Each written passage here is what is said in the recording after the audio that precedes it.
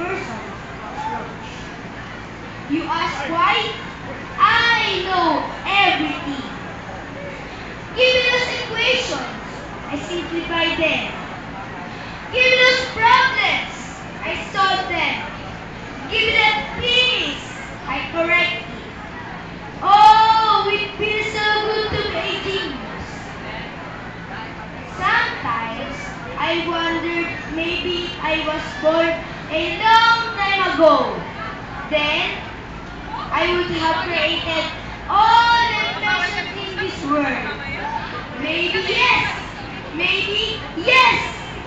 What can I know everything, remember?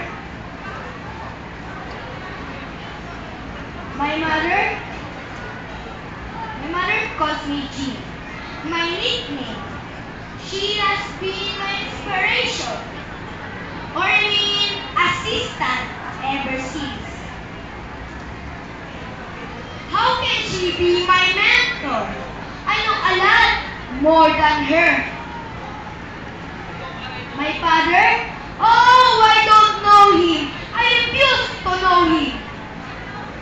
Some people told me he is a criminal, a thief, a man of pure evil, a product which sent him to jail.